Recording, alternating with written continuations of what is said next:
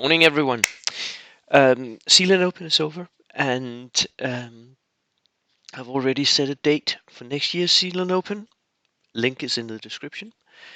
And there were a few of the lists that stood out to me. One of them was Jordy's list. Jordy is a Dutch player, and he had brought a French list that was the highest order dice count of any list that we had at Sealand Open.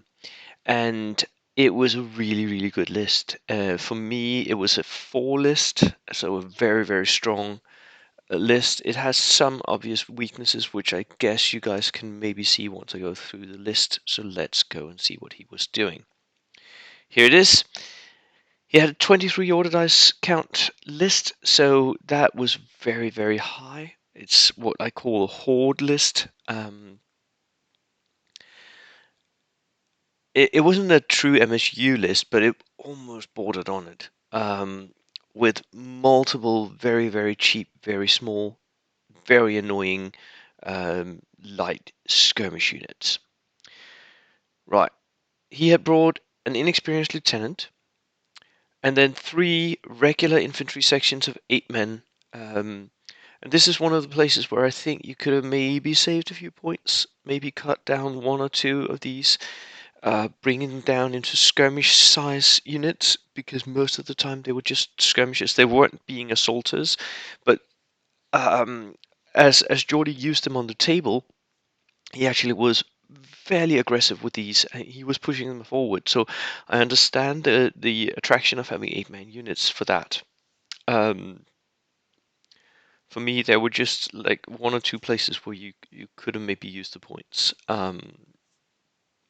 That's why I think this is a 4 list and not a 5.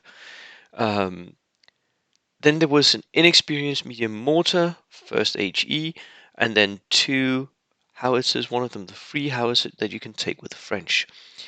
Notice here that the pack only allowed you to take 1 free unit. I think this is a good idea.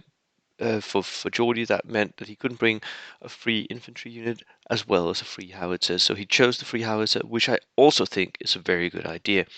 That means that he has, in this one platoon, he has 3 shots with HE, 3 shots that can shoot indirectly.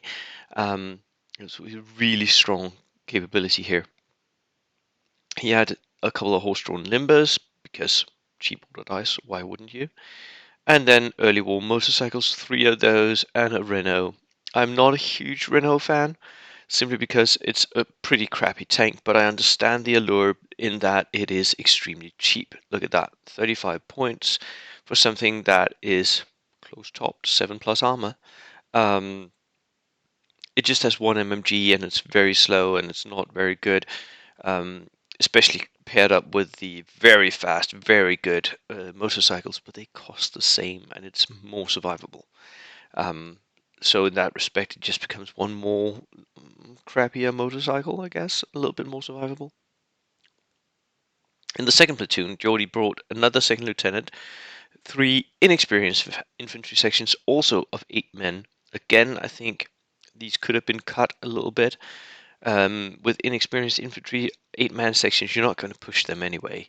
They're going to be backline holders, so these could have been cut down a little bit and maybe poured another mortar, inexperienced medium mortar.